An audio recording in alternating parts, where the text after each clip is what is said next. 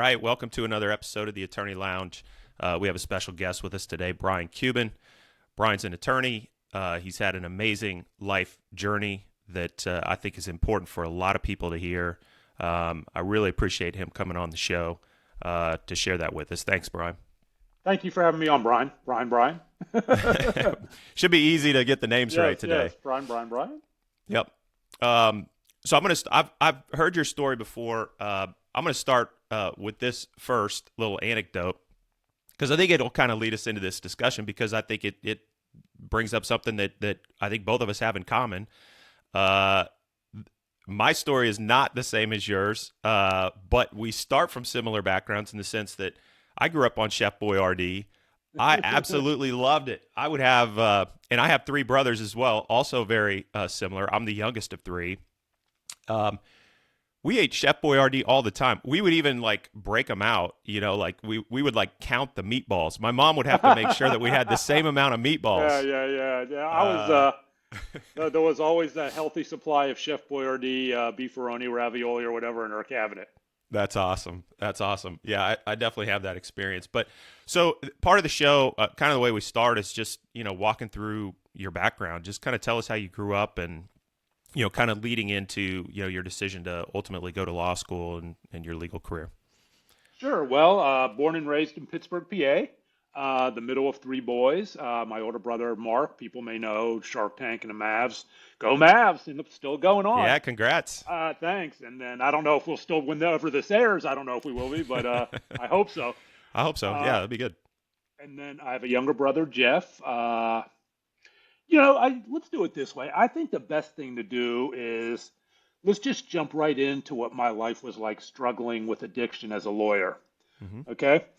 And to give you a good example of that, I want to we'll take the hot tub time machine to June of 2006, Mm-hmm. my 20th year as a practicing lawyer. The Dallas Mavericks are going to the NBA championship for the very first time. My brother Mark had bought the team in 2000, and we had some success in the playoffs, but this was our first trip to the big show. Mm-hmm. And as you might imagine, I was going to get some pretty good seats to those games. Mm-hmm. And I also had the opportunity to get a couple tickets for friends. I called up my brother. He said, sure, Bri, come over. I got 2 tickets. Do you think I gave them to my friends? Nope. You're probably thinking I sold them on eBay for some astronomical amount. I didn't do that either because that would be disrespectful to Mark, to myself. I took those 2 tickets and traded them to my cocaine dealer for $1,000 in cocaine. Selling them on eBay was disrespectful, but trading to my cocaine dealer, pretty acceptable. How the mind works in addiction, right? I was really going to blow out my 20th year as a practicing lawyer. Wow. My dealer shows up at my house. I was high class. He delivered. I give him the tickets. He gives me this giant Ziploc baggie of cocaine. I go running up to my home office. I dump it out on this long wooden oak desk, looking down at it like I'm Scarface. And of course I line some out with my credit card, roll up a dollar bill. And of course, cocaine users, we're kind of an ironic bunch, especially in pandemic times, right? Coming out of the pandemic, you'll wash your hands, you'll use a Purell, but we'll stick a dollar bill up our nose that's been used by God knows who and has God knows what on it. Go figure. Mm-hmm. But cocaine had long stopped giving me the feeling of confidence and self-love and self-acceptance that I achieved when I did it for the first time in a bathroom of a nightclub in Dallas, Texas in the summer of 1987. Now it was just pain and shame and searching for a high that was never going to come again, and paranoia that was coming with long-term cocaine use. Do I hear the cops outside? Woo, woo, woo. I go peeking out my nailed shut curtains, and there's no one out there. It is dead quiet of the night, but now I'm all paranoid. I hide the cocaine. I drive to a home improvement store where I buy electrical faceplate outlets, a drill, and a saw. I drive back to my house. I go upstairs to the drywall in the closets in the bedrooms and take the saw and cut these fake rectangular outlets in the drywall. And I put the cocaine in smaller Ziploc baggies, put it behind the drywall, slap these faceplates on, these electrical outlet faceplates, take the drill, bzz, bzz, bzz, bzz, and secure the faceplates. thinking I'm the smartest lawyer ever. Like the DEA, the cops, and the drug dogs have never thought of that before. Right. So I do a couple more lines, and again, just pain and shame and paranoia again. I go about an hour later, I go back to those fake electrical outlets with the drill, bzz, bzz, bzz, bzz, take the cocaine out, put it back in the giant Ziploc baggie, and flush it down the toilet. Oh, Now wow. it's about $900 of cocaine. Hmm. The next morning comes, I wake up, I think to myself, wait a minute, did I do that? Did I really flush all my blow down the toilet? I'm an idiot. There's another game tonight. So I Wow. call my brother again. Hmm. I get two more tickets. I call my cocaine dealer again. He shows up at my house. He said, dude, you did all that last night? I didn't want to tell him I flushed it down the toilet like a moron. I said, yes, I did it all. Give me more. And he Wow. said, okay, here you go. Running back up to my home office, rinse, wash, repeat, dump it out on the decks, line it out, inhale, just pain and shame and bad high and lockjaw. And it was never an epiphany that I might have a drug use problem, that I might have an addiction issue. It was always, well, maybe I need to change drug dealers. Maybe I need to switch out the Grey Goose for the Jack Daniels to get the right mixture, right? To get Hmm. the right high. Hmm. Never any self-awareness. That's addiction as well. Jeez. And then comes the paranoia again. Now it's about 2 hours later. I go back to that.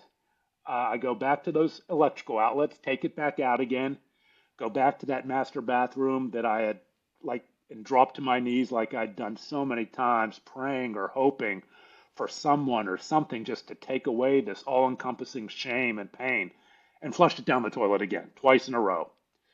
What's the Unbelievable. what's the definition of insanity? Yep. Doing the same thing over and over again the same way and expecting a different result. Wow. But addiction is not insane. It's a biological brain-based process that affects so many of us. And in the legal profession, whether it's not necessarily cocaine, but alcohol, we know Hmm. from the Betty Ford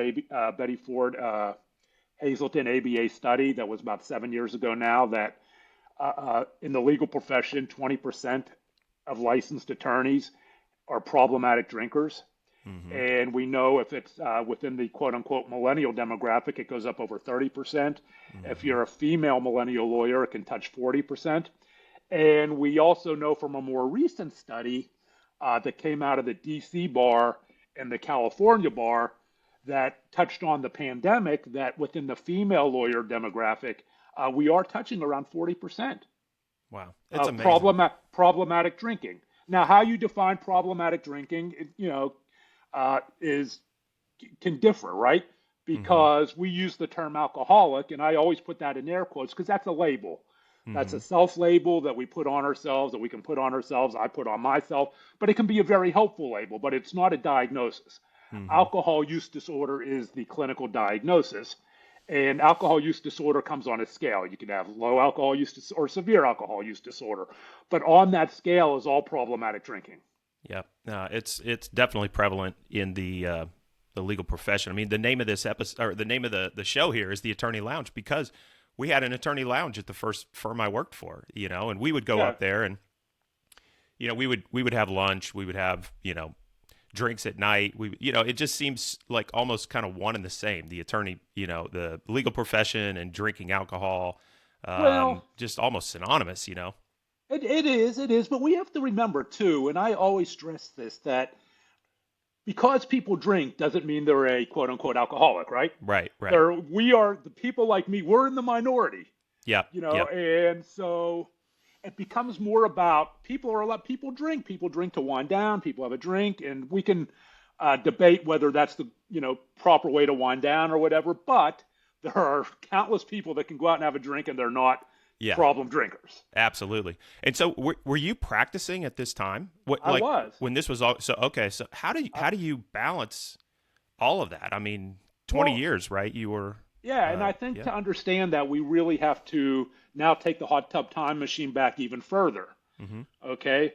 Because to understand all the snapshots in my life that got me there. Mm-hmm. And I think, and I look at this in terms of snapshots because I think when you're looking at the lawyer across from you in the courtroom, when you're looking at the associate, when you're looking at, the judge, when you're looking at Yep. your legal assistant or paralegal.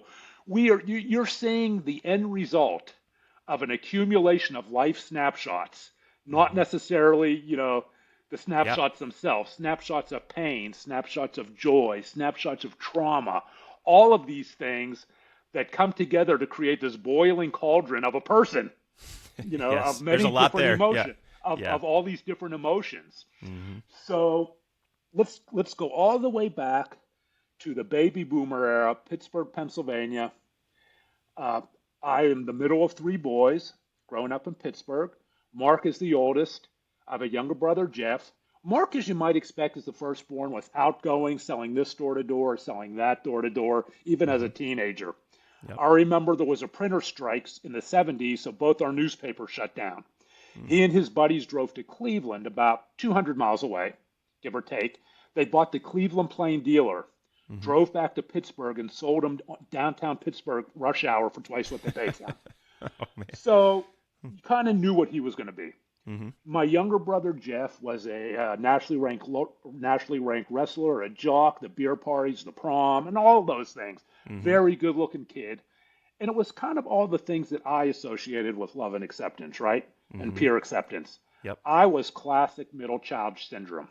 Mm. I was shy, I was withdrawn, and I internalized anything negative said about me and wore it as who I was, as kind of a skin tight suit. Mm-hmm. And unfortunately, I also had a difficult relationship with my mother.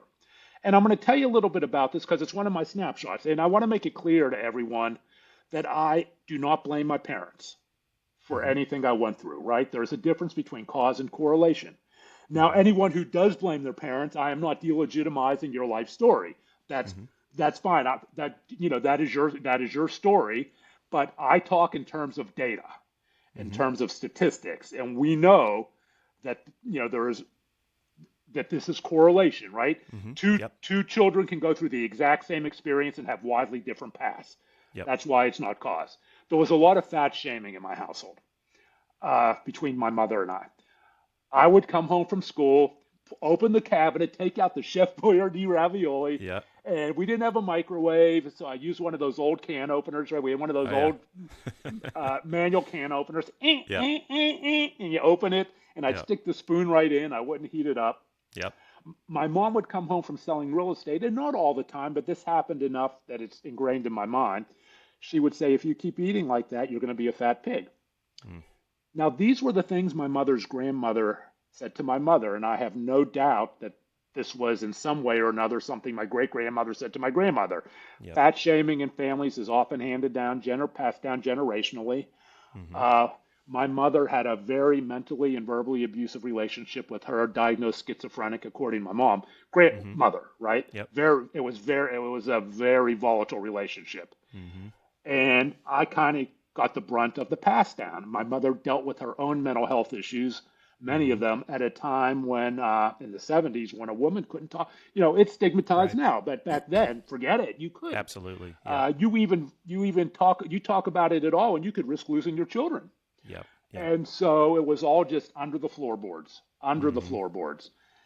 But not understanding this as a 11-year-old, 12-year-old, I grew depressed, right? You grow depressed to hear these things from your mother, and Yeah. who loved me dearly, and I loved her, but she was dealing with her own stuff. Mm-hmm. And I began to eat more Chef Boyardee, and became a bigger Brian and a bigger Brian. That's Mm-hmm. how I dealt with my depression. Yep. And as so often happens when kids change for what other kids perceive in the negative at school, the bullying started Mm-hmm. and intensified, right? And back then it was brick and mortar, kick sand in your face bullying. There was no Right. internet. Yep. And, Brian, you're a fat pig. Well, you must have talked to my mom, right? And Yeah. Brian, you need to get a bra for your man boobs and all those kind of insults.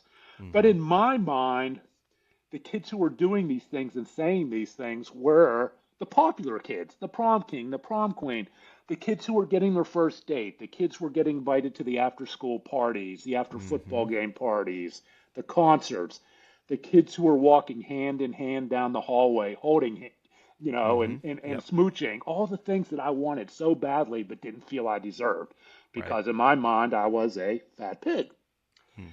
And the bullying all culminated and what I call the day of the pants, day of the gold pants. Most of your listeners, I probably don't remember a movie called Saturday Night Fever that was about the disco era with John Oh yeah, Travolta. John Travolta for sure. And Yeah. the disco era was in the mid 70s, right? When I Right. was a freshman in high school and it was taking off. Mm-hmm. Saturday Night Fever came out, the album came out, and Mark, my oldest brother, was teaching disco in downtown Pittsburgh, believe it or not. Oh, okay. Interesting. And the clothes of the era were bell-bottom pants, that platform shoes, Yep. and Mark would come home with these different pants, flowers, and these tall platform shoes. I know it's quite a visual. And he Yeah. would come into he came into my room one evening, and he was holding a pair of shiny gold bell-bottom pants. Huh. And he said, "Do you want these? I'm changing them out." I said, "Sure. I love my brother. He's given these to me." Yeah. And I decided I was going to wear those pants to school. Mm-hmm. But there was a problem. Those pants fit Mark fine. He wasn't a big guy. Mm-hmm. I had to jump up and down, spray the water bottle. My butt looked like 15 cats trying to get out. But I didn't care, and I wore them to school, my gut hanging out, the tight. Yep. And of course, the kids made fun of me and joked, and I self-deprecated and Yep. it became the funny clown, self-deprecating clown. One of the Mm-hmm. issues I'd have to deal with today, and Yep. the self-deprecation default. Yep. One day, I'm walking home from school with these kids. It's about a mile walk to my house from the school. Mm-hmm. And again, these are the kids that are making fun of me. And in my mind, I felt that if I just took the bullying, took the Mm-hmm. taunts, it would be like a paternity hazing, and one of them would wrap their arm around me and say, "Cubes, you're one of us now." Yep. But Yep. that's not how bullying works. Mm-hmm. We're walking home along the sidewalk on a busy street, cars whizzing by, and they're making fun of me, and one of the kids pulls at the zipper of my bulging, shiny gold bell-bottom pants. And it rips, Brian, it rips just a little bit at the zipper, right down the seam.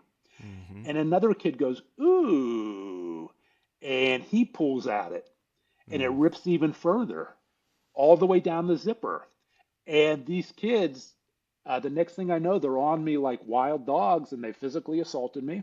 Oh man. They tore my shiny gold disco pants off me. They ripped them up into shreds down to my Fruit of the Loom tidy whities. And I recall I had a Pittsburgh Pirates t-shirt on and three ring tube socks and kids tennis shoes. I was Wow. a product of the 70s, yes. Yep. And they went down the street high-fiving, laughing like they had done the funniest thing over. "Yeah, see you at school tomorrow. Mm-hmm. Yep. And I went out in the street, picked up the shreds, covered up my tidy whities, and waddled home. And I'll tell you what, that 1 mile walk might as well have been from Pittsburgh to Seattle, that walk of shame. Yep.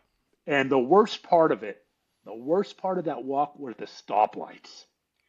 Every stoplight seemed to take an hour. Mm. Well, with me standing there, people staring at me, no one said, "Are you okay?" No one rolled down their window. These adults, their faces like, "What's going on here?" Mm.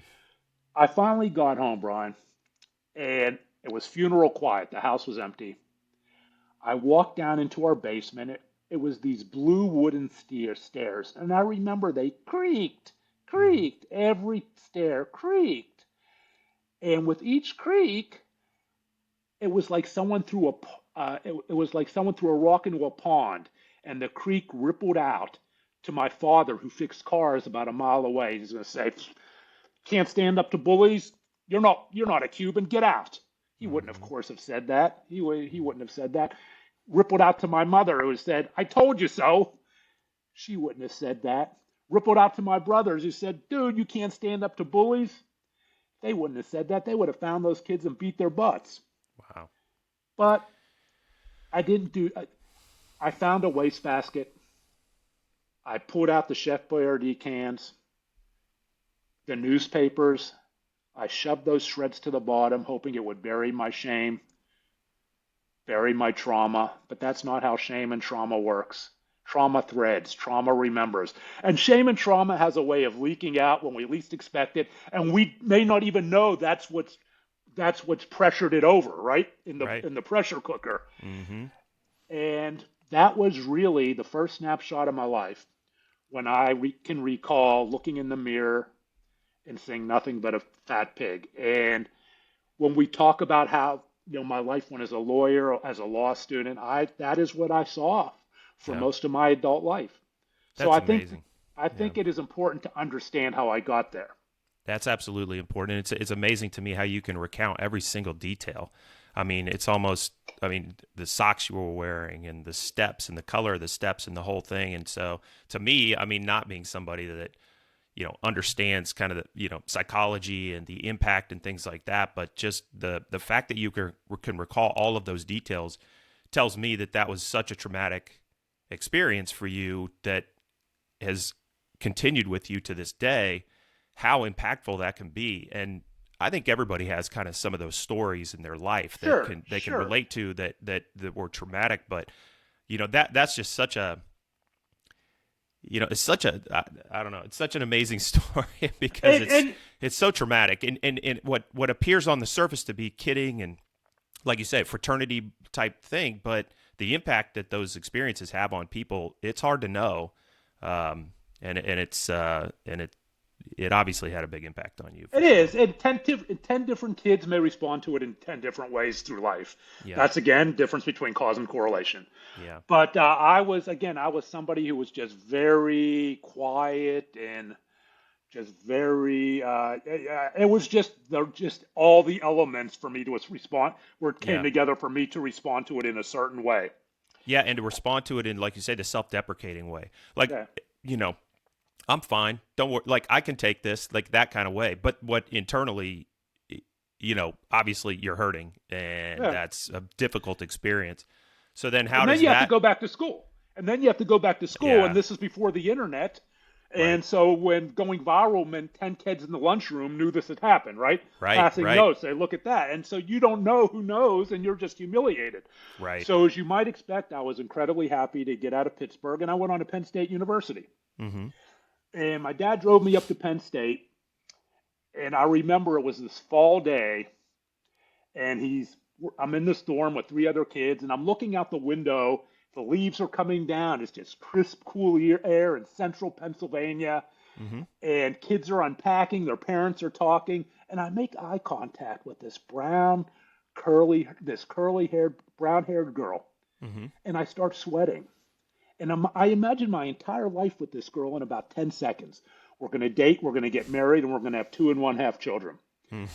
And then there was this sickening 2 seconds when I realized she wasn't smiling, she was smirking. She turned to her friend, turned back to me, put her hands over her mouth like the megaphone, and yelled, ugly, ugly. Oh Now, man. I'm not the first kid to have a nasty thing said to him, right? By bullies or Mm-hmm. girls or whatever. Another kid may have flipped her off. Another kid may have given her the elbow salute. Another Yep. kid may have said ugly back. Another kid may have just shrugged it off. Yep. And I'm not blaming her either, but I remember this as a snapshot. Mm-hmm. And I remember thinking right then, I wasn't mad at her. I wasn't angry. My thought was, she's right. She is absolutely right. How can I not be ugly? Mm-hmm. How can I win her affection? How can I win my mother's affection? Which I had. It was just a difficult situation. Yep. How can I win the bully's respect? What does a 17 going on 18-year-old kid have control over? Food. Mm. So if I get thin, she'll like me. Wow. So I Mm-hmm. began to restrict my food intake and starve myself. Mm-hmm. And before I knew it, as an 18-year-old freshman at Penn State University, before anyone was talking about it, anyone, for men or women, I developed an eating disorder. Mm-hmm. And it quickly transitioned into bulimia, binging and purging. Wow. And you know what is interesting, if we'll quickly, for a moment, take it up to present day, Yeah. a recent study, it was done by David Jaffe, a law student wellness survey, I wouldn't call it recent, maybe 6 years ago, Mm-hmm. found that in a survey that 30% of law students admit to disordered eating. Wow. Now That's crazy. that's not necessarily an eating disorder, but disordered eating can turn into an eating disorder. And I Mm-hmm. get emails all the time from uh, women, particularly, but sometimes from men, lawyers who are Mm-hmm. struggling with eating disorders. It is not, I mean, it is something that lawyers struggle with, but it's not Mm-hmm. something that's talked about a lot. Mm-hmm. So let's run on back to 1980, Mm-hmm. and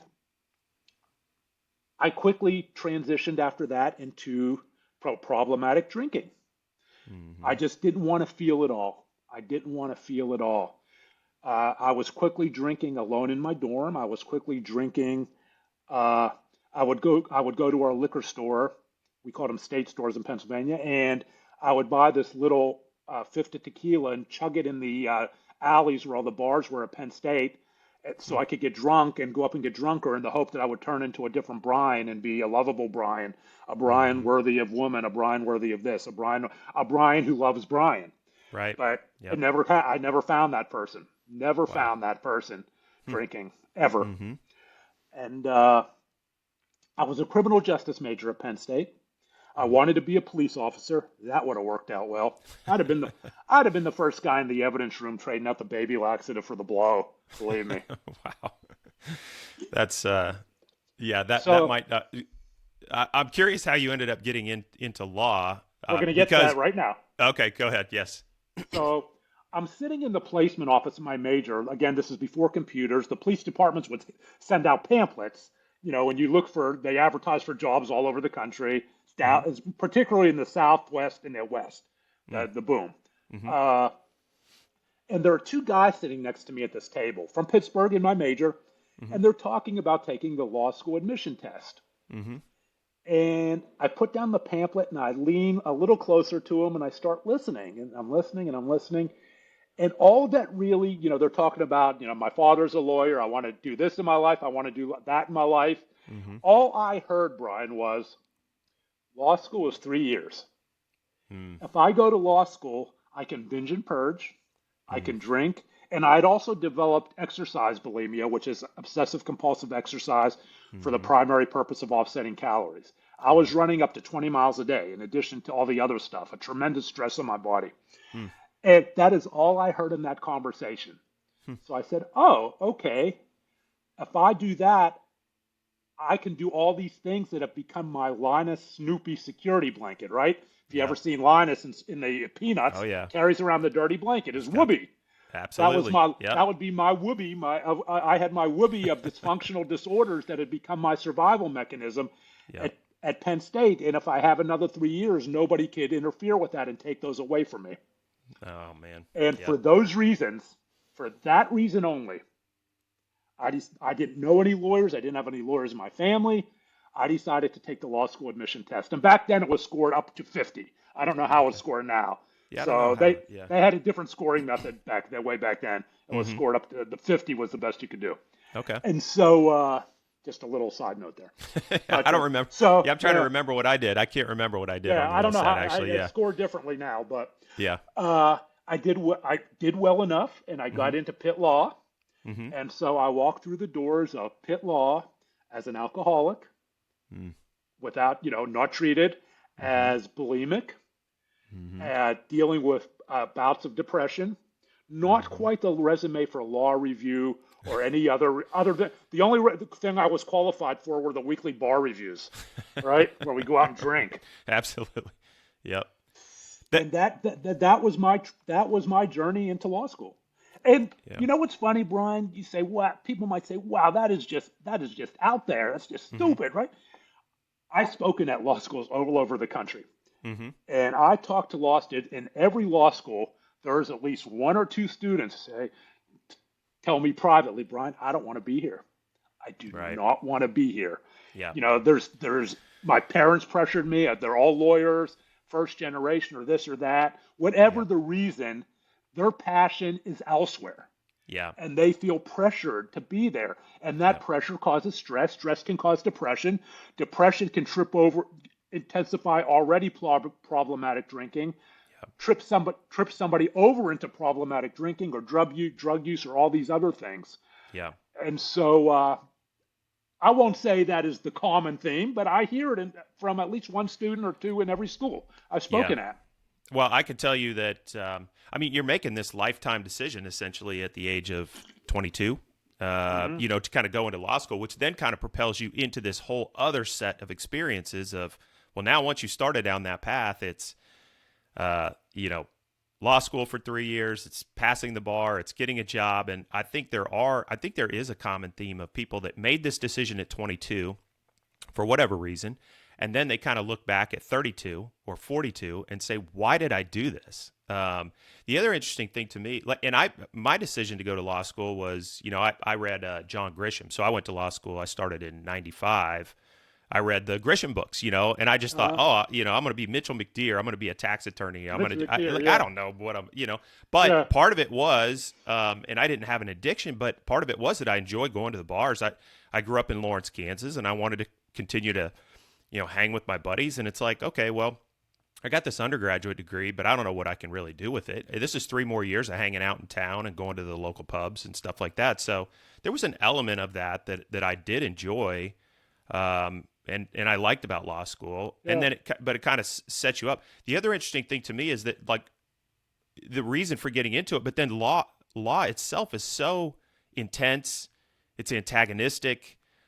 Like these experiences you were having, and then this career that you were starting was going to lead to a very intense sort of environment in your workplace, which I'm sure you wouldn't know at that time, but that probably didn't help. I had no concept of a career walking through the doors of Pitt Law. I have no concept of three years, right? I was just literally surviving day by day. Yeah. Day by day. And I was, as you might imagine, I wasn't a very good student, graduated near the bottom of my class. I'll give you a funny anecdote that basically summarized my time, 3 years at Pitt Law. Civil procedure class. Mm-hmm. I had been out all night drinking, first year civil procedure. I'd been out all night drinking. I show up, smell, I didn't have my books, and I sit down and I stink, and my 2 assigned seatmates are looking at me and said, just leave, dude, and take the L, right? Just take the L. And I'm trying to get small in my seat. And of course, the professor's scribbling on the blackboard. I think it was a Pennoyer v. Neff hypothetical or something. Yeah. And Mr. Cuban, what do you think of this? And he's scribbling back when we had blackboards. And I said, Professor, I'm not prepared. I'm sorry. And he looks at me and he says, when you say you're not prepared, do you mean you're not prepared to answer this hypothetical? What about this hypothetical? Scribble. No, Professor, not prepared means not prepared. I don't have my books either. Yeah. And I'm thinking, okay, he's going to go on to someone else. Now he gets it. Well, Mr. Cuban. So I uttered the F word, and my voice booms, jumped up and ran out of there. And that pretty much summed up my 3 years at Pitt Law. I didn't I didn't even bother going to graduation. I just mailed me the diploma. Wow. But the serendipitous thing about that was, in the height of the pandemic, the 2020 class, I gave the 2020 commencement and got to wear the cap and gown for the first time. Hey, there you go. Yeah, see? that was pretty awesome. Cool. Congrats. That was pretty cool. Thanks. So I graduated from Pitt Law, and I took the PA bar and I passed. Mm-hmm. But I didn't want to stay in Pennsylvania. I was just, again, Pennsylvania to me was just it was just my childhood, right? Yeah. I didn't want to stay in Pittsburgh because it was just about my childhood. I had no job prospects because I was a terrible law student. Mm-hmm. I didn't even know what I wanted to do. So with $200 to my name, I jumped on a Greyhound bus to Dallas, Texas. Mm-hmm. And with a duffel bag of smelly clothes and my Sears suit that I wore to my high school graduation. And my brother Mark picked me up at the Greyhound bus station, and I moved in with him and my younger brother. Mm-hmm. And that was Labor Day 1986. Okay, yep. And it was like throwing gasoline on a fire because they didn't know. They're young at that time. They're dating. They didn't do drugs, but they're going out and drinking and all those things. And so my drinking escalated. Hadn't taken the bar yet. Hadn't started studying for the bar yet. Mm-hmm. And then in the summer of 1987, in the bathroom of a nightclub, I discovered the one thing that for the first time in my young life, so I would have been, what, 26? The first time in my 26 years, I discovered the one thing that allowed me to look in the mirror for the first time and say, I love you, you're cool, you're good looking. I discovered cocaine. Wow. I was introduced to cocaine in that club. And I went back upstairs and I was like, yeah, baby. Yeah, Brian, this is the best feeling I've ever had in my life. That dopamine was just doing its job. Mm-hmm. But then it wears off, right? And the next thing I know, I'm back to shy. Brian hates Brian again. So I find the dealer. I give him my last $100, and he gives me a little baggie of cocaine. I go back downstairs, and Brian loved Brian again. Mm. And Brian had to love Brian again and again and again and again. Cocaine and alcohol took over my life. Mm-hmm. I failed the Texas bar exam 2.5 times. You could say 3 times, but you could pass it in parts in Texas. Oh, okay. Yeah. So I failed it 2.5 times. The first time I took the Texas bar exam, the weekend before in this roach-infested motel, my study aids were a 3.5 ounces of cocaine, affectionately known as an 8-ball, Mm. a fifth of Jack Daniels, and a liter of Tab. And Oh, man. bar review books I'd borrowed that weekend. Wow. And so, as you might imagine, I failed, and I failed, and Yeah. I failed again, and I finally would be passed and become a Texas licensed attorney Mm-hmm. who was an alcoholic, who was addicted to cocaine. Let's not even talk about the eating disorders, but Yeah. all of these things are not quite the recipe for the ethical practice of law, right? Right. And if you open any bar journal, regardless of what state you're in, and you go to what we call, unfortunately, it has a euphemism, the pages of shame in the back of any bar journal. Mm. Terrible thing to call it, but that's what some lawyers Yep. call it. Yep. And you'll look at all the suspensions and the disbarments. Yep. A good portion of them are going to correlate to drug and alcohol use. Yep. Absolutely. Mm-hmm. And so my goal as a practicing lawyer was not to be an ethical lawyer. It was not to be a good lawyer. It was to continue living a lifestyle that I had grown, that in my mind I needed to live to survive. Yep. The cocaine and the alcohol. So I waded into plaintiff's law. First, I was a claims adjuster until I finally passed the bar. Okay. Hmm. And I waited. And once I did that, because being a claims adjuster, you get to know plaintiff's lawyers, you get to know chiropractors, right? You Mm-hmm. get to know the doctors because you're working on all those things. Yeah. So I slid into the plaintiff's practice of law, Mm-hmm. and with all regard to the wonderful plaintiff's lawyers who do it right, Mm-hmm. I was the stereotypical ambulance chaser. I was Better Call Saul without the drug cartels. Wow. Uh, it was I developed this what I'll call this ring of chiropractors, and I don't say this as a badge of honor. This Yeah. just was what it was. I developed this ring of chiropractors all around Dallas where they would call me. They would call me on. They would page me. This was before cell phones, right? Oh, They right. would. Yeah. You got the pager. I carried around. I carried around a roll of quarters, and they would page me, and I would go to a 7-Eleven with the outside payphone, and Huh. I would call them. And this one chiropractor, I remember, she said, "Brian, we have a fish." That's really what she called it, believe it or not. We have a fish. And a fish meant a patient who needed a lawyer. So I Mm. would beeline to her office with my uh, briefcase full of contingency agreements, and what we call in Texas letters of protection. Yeah. What those are letters from the lawyer guaranteeing the chiropractor or doctor that they will get paid out of any settlement. Mm. So they'll treat them without money up front. Oh, wow. And so she comes out with the client and she says, "Oh, Mr. Cuban, what are you doing here?" Like this wasn't planned. Yeah. Mr. Cuban is our top trial lawyer. Mr. Cuban's never tried a case. Oh, man. Mr. Cuban will get you maximum settlement for your accident. Mr. Cuban will sell you down the river and even cut his fee to nothing so he doesn't have to try a case. I mean, it was just a miserable existence. Wow. And that is how I got clients. And so, your listeners are probably wondering, does this guy still have his license? Has he been disbarred? Suspended at least, right? Yeah. No, but it wasn't for a lack of trying. Man. And I say that tongue in cheek, and it was just the luck of the draw that I still have my license. And I Yep. literally, I mean, I didn't care about any of that. So I would, back then, Texas, you can't do it now, but I would Mhm. just refer, if it came down to it couldn't settle, I would just refer it out to a trial firm Okay. and just take my cut and go on to the next case. You can't, Okay. they changed the rules, so you can't do that now. You actually have to work the case. Interesting. You can't, Okay. they changed the referral rules. So that was my life as a plaintiff's lawyer. But that gets around, right? Mm-hmm. I was showing up to court under the influence. Mm-hmm. I would of Xanax, cocaine, still hungover. I was doing cocaine in the state courthouse bathroom, the federal courthouse bathroom in downtown Dallas. And you might be saying, Brian, don't you know you could go to prison for that? I mean, the federal courthouse, what the hell? Yeah. Yes, I was addicted. I wasn't stupid, Yeah. right? What Yeah. is the definition of addiction, Brian? Obsessive compulsive drug seeking behavior in the face of known and probable consequences. Yes, I knew I could be in trouble. A quick break here to thank our sponsor, Array, for making this podcast possible. The bottom line is, if you're involved in a lawsuit, please reach out. Array handles the logistics for any litigation matter. They take care of forensic collection, e-discovery, managed review, record retrieval, court reporting. They even take care of legal staffing and recruiting, you name it. I'm a little biased because I'm the chief legal officer at Array, but I was also an Array client before I started working there, and they became my first call whenever I had to manage a litigation matter. Array handles all of the details of your lawsuit so you can focus on winning your case.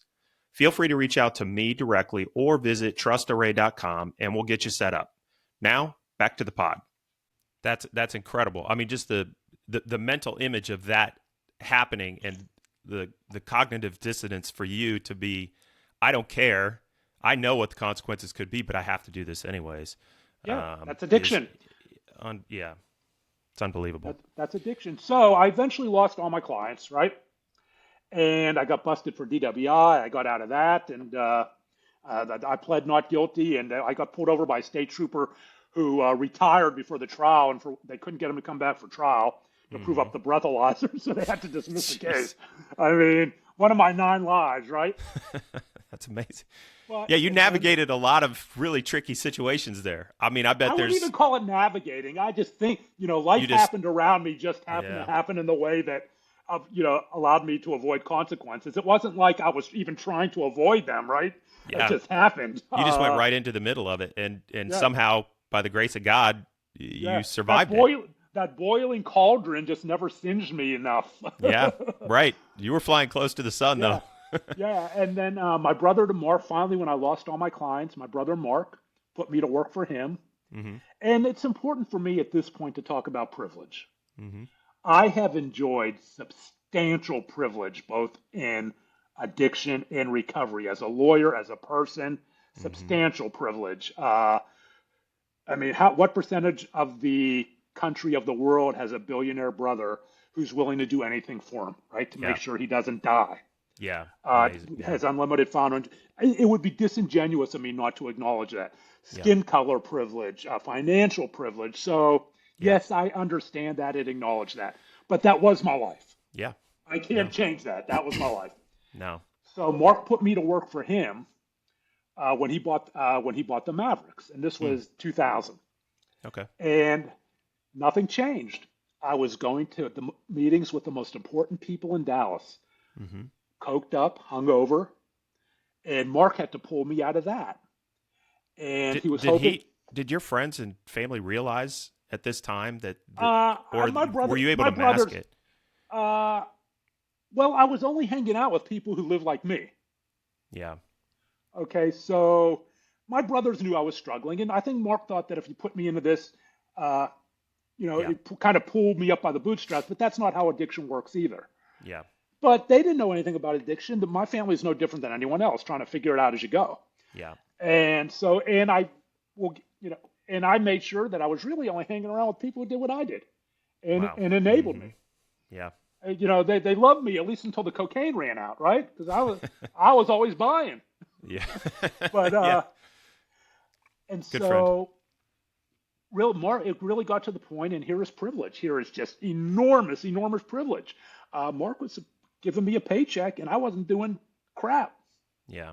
Because he didn't want to see me under a bridge. Well, isn't that enablement? Well, I mean, we can look at it in the rearview mirror. It was enablement that allowed me to survive, and I'm here. Right. Right. And I'm alive. But I don't there's no way he thought of it that. I mean, that's what it's. There's no way he thought of it that way. He thought of it as helping a family member, So he loves you, close. And you guys. We're all very close. We are all very close, and then and we'll get to that later too. Yeah. But and so I mean, I'm grateful for that because I now have over 17 years in recovery, and I'm alive. I'm above ground. A lot of people aren't. Congratulations. It's a tragedy. Thank you. That's amazing. But this wasn't then, right? Right. And so in the summer of 2005. Not practicing law on any level, no clients, doing here and there things there for Mark. Mm-hmm. But I just hated myself, right? I just hated myself. I looked in the mirror and just saw this monster, this, 3 failed marriages under my belt, resulting from drugs and alcohol. And I saw nothing. And I decided and that there was nothing. The future was a black hole. And I was a dark stain, dark blotch on the Cuban name, and they were better off without me. I'd be doing them a favor if I ended my life by suicide. Mm. And it was close. It was really close because I sent a disturbing email to a good friend who I dedicated my very first book to. Mm-hmm. And he reached out to my brothers. And the next thing I know, Jeff is in my house, my youngest brother. Mark flew in from LA. Mm-hmm. And there was a 45 automatic on my nightstand. There was cocaine spread everywhere, Xanax. And Jeff took the gun, cleaned up, the scene. Mark Mm-hmm. showed up, and they dragged me kicking and screaming, for my first of 2 trips to a Dallas psychiatric hospital. I'm kicking and screaming, and they're trying to save my life, and all I can think of is get out of my life Mm-hmm. and let me go back to the people who truly don't judge me. Those, right? The people I partied with. Yep. And they loved me dearly. They weren't having any of that. So we get down to the psychiatric hospital, and we're back in this room with a psychiatrist, a psychiatric nurse, and both of them. And I'm screaming and I'm yelling, pointing at them, blaming everyone. You don't know what it's like. You're famous, and blaming everyone but me, right? Yeah. Right. Blaming them, and they're just listening. They just listened, but I'm also thinking, they're trying to put a psychiatric hold on me. The lawyer in me starting to Yeah. kick in, You right? knew what to. Yeah. I Yep. knew what was going on, and I wasn't going to let that happen. So I really shifted my mindset. So not a danger to myself, not a danger to others. And what I said Right. to the psychiatrist, and Yep. he looked at my brother and said, "I can't. I can't sign anything Yep. because my duty is to the to the patient." To the patient. Yeah. And so, much to the chagrin of my brothers, they couldn't put a hold on me. And Mm-hmm. again, here's the privilege. We're standing out in the lobby, and they're thinking, "Okay, well, we're going to send you to rehab. You're going to rehab." And I'm like, "No, I'm not."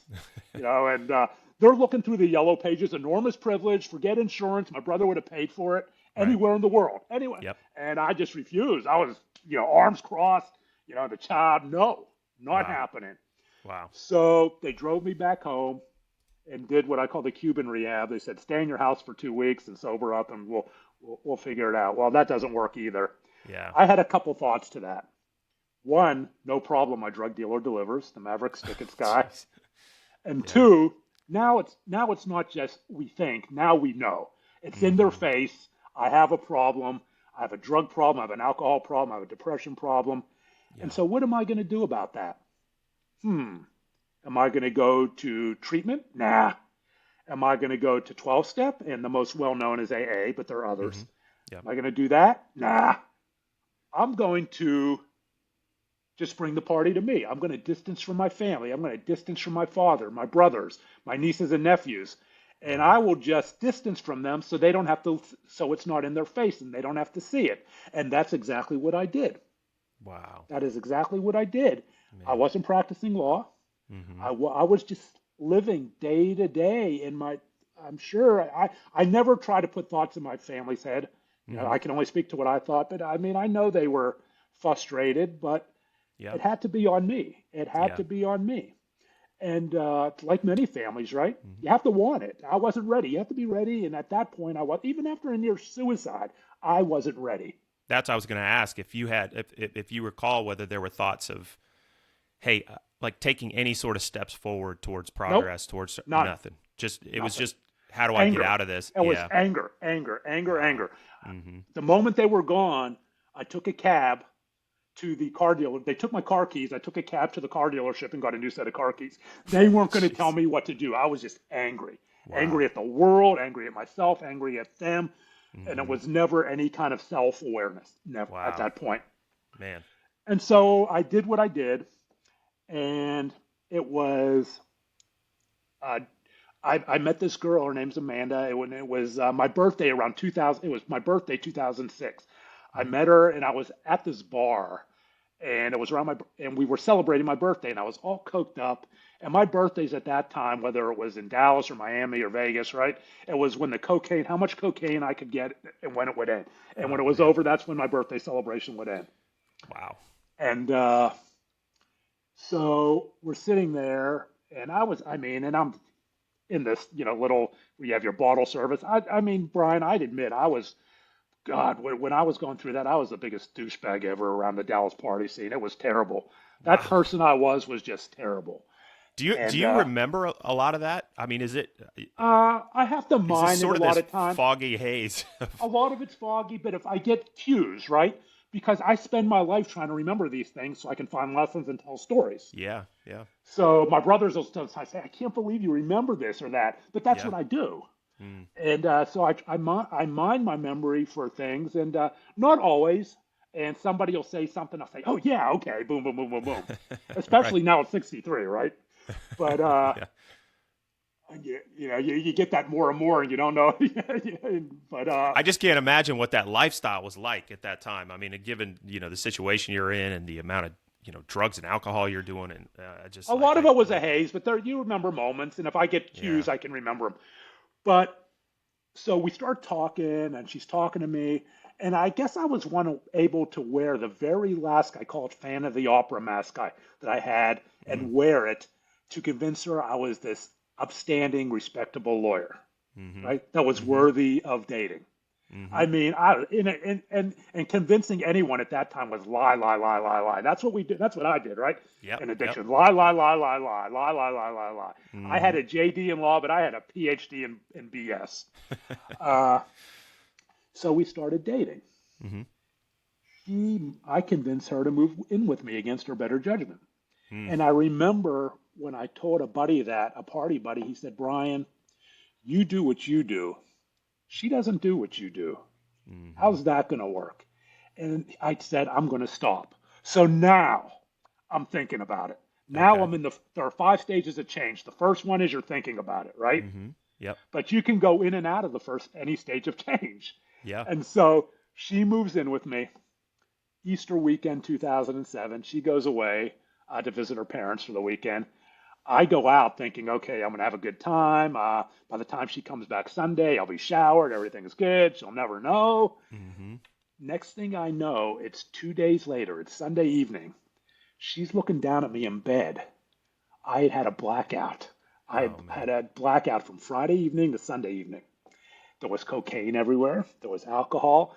She's looking down at me and probably wondering if she walked in the right house. Oh I'm man. looking, I'm looking around, getting my bearings, and trying to think quickly what lie I can tell to explain this Law and Order episode orgy of evidence that Jeez. I just might not be the person I represented myself to be. Yeah. And all I could think of was kind of a metaphorical running home to mama. I said, take me back to, and I named the psychiatric facility. Yep. You've been in the psychiatric facility. We'll talk Oh about man. that later when I have it. Jeez. When I have it, I need the trip down there to think of a Mm-hmm. better lie to explain what there's only one explanation for. God. Yeah. So we're standing in that parking lot now for the second time in my life, waiting Mm-hmm. for intake. She's crying. I'm thinking she's going to leave. I'd leave. Wouldn't you leave? I'd leave. Yeah. And she moved out, but she stood by me. Well, and we dated for over 10 years while I rebuilt the broken trust and found recovery. And now we've been together over 18 years, and we've been Oh, married 7. that's So congratulations. That's thank you. amazing. Yeah. And She not must be an all amazing person. Yeah. she is, and not all relationships obviously will survive that. Yeah. But she ours was because, well, yeah, she's an amazing person. And two, I did the work, right? I had to do the work Yeah. for me, and not for her, for Right. me, Yep. because spouses do leave, Mm-hmm. spouses die, horrible Mm-hmm. things happen. We lose our pets, we lose our children. All Mm-hmm. these things happen in the boiling cauldron of trauma that is Yeah. life, and any one of them can be a trigger for relapse. Yeah.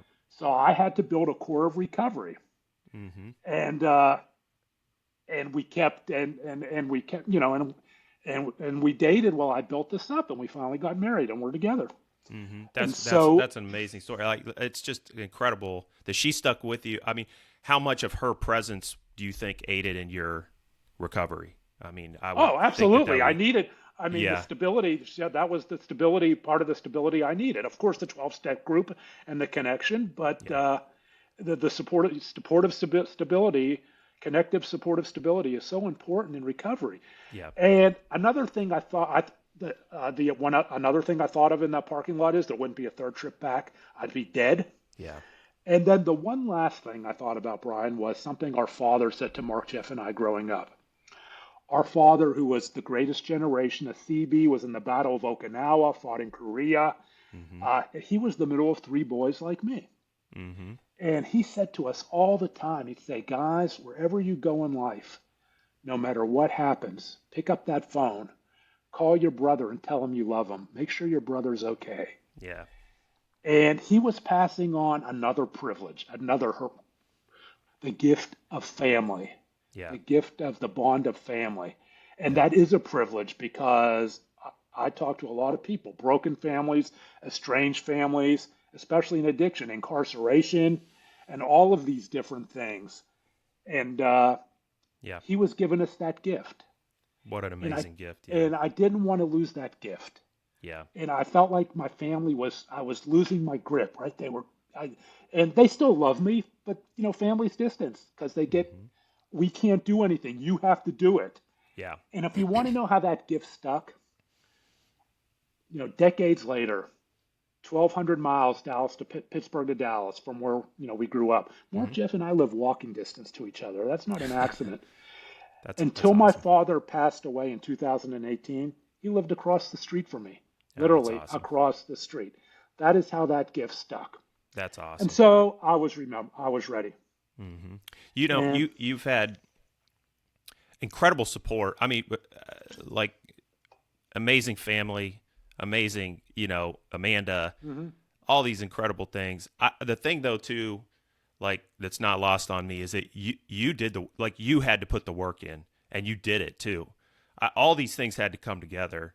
And yes, you had a ton of support, but you put the effort in. You made the Sure. time and you took the effort. I think of like how many people find themselves in those situations, and even if they had the same support that you did, Well, would in they the make legal that time? system, Yeah. yeah, I mean, in the legal system, in law practice, I mean, again, we struggle at a mighty rate Yeah. with alcohol use disorder, and things have changed a lot. The culture's changing.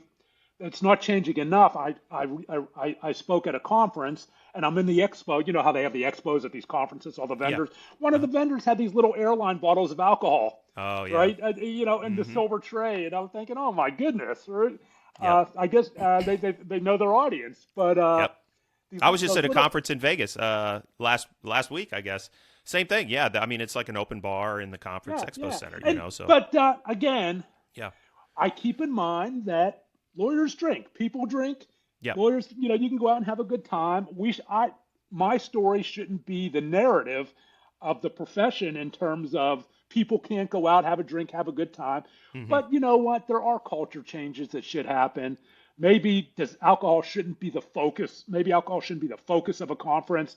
Yeah. Law firms, especially in big law, Yeah. are certainly coming around in terms of, we have the ABA Wellness Pledge and all those different things. Now, whether they're walking the walk in terms of the things they say they do, Yeah. in terms of the expectations of the lawyers within the firm is a different story, Yeah. right? Yeah. I'll present at a law firm and I'll hear from an associate that says, well, that's all well and good, but here's what's going on, with my 100 hours a week and this and Right. that. So Yep. they're saying all this, but this is not what they're doing. Yeah. I What hear that a lot. Oh, for sure. What advice do you have? So part of what I think of too is like people that are going through this or hear this story and they're thinking, this is me or this is similar to my story, but I don't have enough time for that. I don't have enough money. That's something I'll deal with that later. Like what advice do you have for people that Well, maybe? deal with what we would need to be specific. Deal with what later? And someone who's struggling with alcohol. Yeah, I'm thinking substance abuse, right? Okay. But it could be alcohol, could be drugs. I mean, even could be the eating disorder. Like I think, Yeah. how many times do we carry this baggage with us, and we think I'll deal with that later. Well, I say Um, one. There's all kinds. If you don't want to go to your firm, and this is especially true when you get under big law hmm and you get into the medium size, the boutique, hmm and solo practice, it gets a lot more difficult because the resources are fewer, Yeah. the awareness is a lot less, Yeah. and the willingness to help can be a lot less too, right? Because Yeah. lawyers become a lot more commoditized. Yeah. So if you're not going to do it, I'll find someone who can do it. Right. Uh, Yeah. and I heard this from a partner at a firm of about 100 people. I appreciate this. I want them to get help, but that's not my job. Right. They should go get help, and if they can't do the job, I'll find someone who will. Yeah. Yeah. And that is not an unusual. I don't think you would hear that at least vocalized at Big Law, right? That would be bad. Right. Exactly. But this guy wasn't afraid to tell me that. Wow. In the 100-person firm. Yep. But I'd say, look, start with your lawyer's assistance program, right? They're in every state. No matter what anyone has told you, no matter what anyone has told you, they are confidential by statute. Every single state. And people tell me all the time, no, it's not. I know a guy who knew a guy, and it's always that. They are Yeah. confidential. You don't have Yeah. to give your name. And if you see someone struggling, who you are maybe worried about, ethical obligations, call the lawyer. And you don't want to go to your firm because it'll think you get out that that you ratted them out. Call the lawyer's assistance program. You don't have to give your name. There isn't Yeah. a state where you have to give your name. Yeah. It's not going to get out. You can text. In Texas, you can text. Right. I was on the TLAP committee, Texas Lawyers Assistance Program. You can text. Yep. And they don't want your name. They don't need to know your name. They may already know about the person. Start there. That's awesome. There are all Yeah. kinds of people, the lawyers. If 20% of the legal profession is struggling with alcohol, you can imagine how many people in recovery there are. Oh, right? Yeah. Yeah. Find the lawyer in recovery. If you live in a larger city, there's probably a lawyers in recovery group, lawyers concerned for lawyers. And, in Texas, we have lawyers concerned for lawyers, and we have groups that are lawyers only. You just have to want to do the research. You have to want it. Yeah. You have to be ready to Yeah. do that. And what you don't want to see happen, Brian, is what I call the Peter principle of recovery. And what that happens is when, let's say, giving your best is $1 for $1, right? Giving the client $1's work, or maybe even $1.25, you're kicking butt. Yep. Alcohol starts to creep into the picture. All of a sudden, you're given 90 cents. All of a sudden, you're given 70 cents. All of a sudden, you're given 50 cents. But instead of saying maybe I have a problem and saying I'm not serving my client, that Peter, and what the Peter principle is for people that don't know, it's in an organizational hierarchy, we try to work up to our level of incompetence. Yep. Right. And when we hit that level, the goal is to become a sponge and get more information so that level rises, right? Right. Right. And you keep rising in the organization. But with the Peter principle of recovery, the level of incompetence keeps lowering and lowering and lowering. Yeah. And what happens is we duck, we kneel under it. So we can tell ourselves that we're still given the $1 for $1. Yeah. And finally, there's malpractice. Finally, you're fired. And It's like a slippery slope that's like kind of downward spiral. And I see it all the time. In my opinion, the high functioning lawyer is a myth. There are only levels of decrease of functioning because people tend to define high functioning by result. Yeah. I got the big case. I settled the big case. I got the verdict, right? But that is not how I define high functioning. How's your home life? Yeah. How's your relationship with your kids? Yeah. Right? Yeah. And all these different things that give us the life we live, the pillars of our existence. Yeah. You ask those questions, well, my wife just left me, my kids don't talk to me, and all these different things, right? Right. Yeah. And but I got the big verdict, so I'm high functioning. Yeah. And that seems to be so prevalent in the legal industry. It's like you got the bigger case, you won the big case, you got the big deal, you're doing, you're representing the Mavericks, like, oh, okay, you've made it. But everything's falling apart in your home life. That's not the definition of success, for sure. So what can we do? What can we do? Yeah. You don't have to be an expert on addiction. You don't have to be an expert on recovery. All you have to do is try to practice one little simple rule I call the 2-ask rule. You see someone who's struggling, and maybe they're having a bad day, right? You just notice. You see them all the time. Maybe They're showing up. Their clothes are a little rumpled. They look stressed. They're not as groomed as they usually are. They're missing meetings. Their voicemail's full. That's always a sign, right? Yeah. Voicemail's full. Yeah. That maybe someone's stressed and a lot going on, not necessarily addiction, but Yeah. how are you doing? Mm-hmm. The two question rule. How are you doing? How are you doing? 4 words. Mm-hmm. And before that, whatever they say, before that they may say, I'm fine. Thank you for asking. Before that conversation breaks, say, do you know that you can talk to me if you want to? Mm. The 2 ask rule. And they say, thank you. And what you have done is kind of become a cog in a continuum of mental health wellness. Mm-hmm. They may just totally ignore you. They may say, I'm fine. But if we all practice that, how are you doing? Someone else notices it. And you've planted it, and it's cumulative. Yeah. And finally, that person says, I need to talk to somebody. Yeah. And here's the kicker to that. Here's the rub. It cannot be performance art. If you ask, you have to mean it. People know when you are not authentic. And if you're going to mean it, be ready to respond with the lawyer's assistance program, or, understand the firm's, what the firm has to offer. Be ready to respond.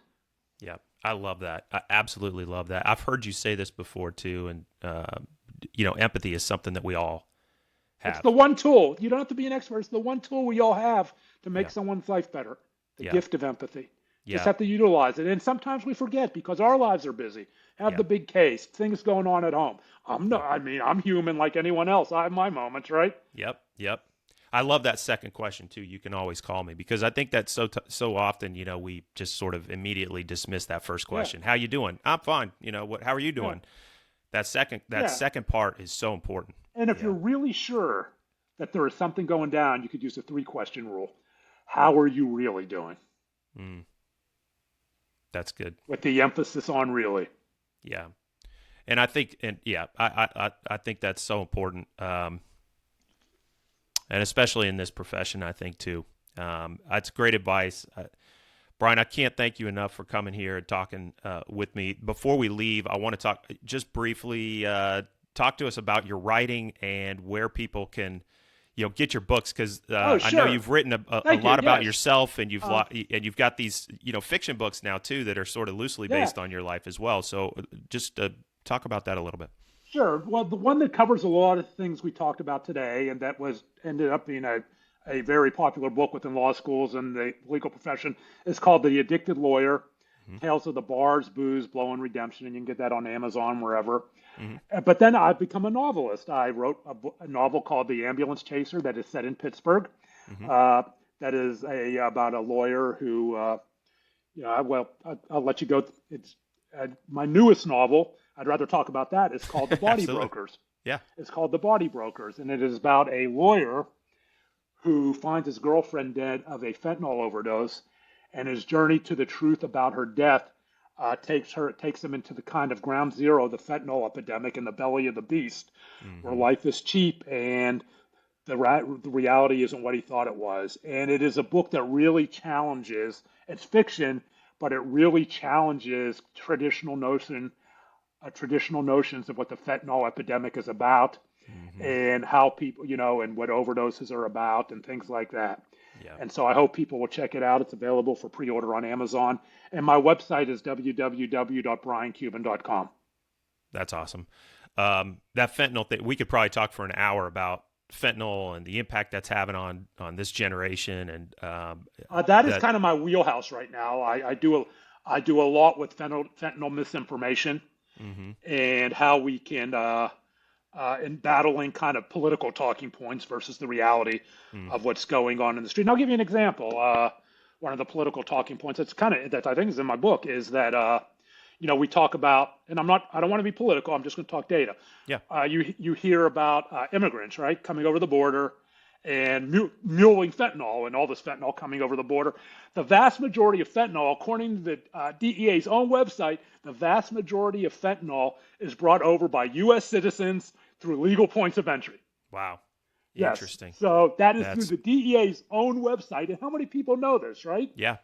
No idea. Yeah, Yeah, yeah. You yeah. would assume that the complete opposite narrative, Yeah. right? Yeah, Now, I mean, coming in, the precursors coming in from China and all this, and from Mexico, is it a problem? Of course. hmm We're seizing only a small portion, and I'm not advocating against seizures. I don't know how well that works, but yeah, it's just these talking points just aren't true. yeah, yeah. And they're I, not opinion, and it's not an opinion. That's what the data says. U.S. citizens through legal ports of entry. wow. Um, yeah, like I say, we could probably. I would love to hear Yeah, more about that. I hope maybe we'll have another opportunity to yeah. talk some more about some of that. I would love to have you back on. Brian Cuban, amazing person, an amazing story. Congratulations on everything that you've been through and where you're at today. I love that story, and I love the three questions that you brought up at the end. Check out Brian's books on Amazon or wherever you can Wherever you you get your find them. books. Shattered Image, The Addicted Lawyer, The Ambulance Chaser, and now The Body Brokers. A great person, and I can't thank you enough for coming on the show. Thank you for having me, Brian.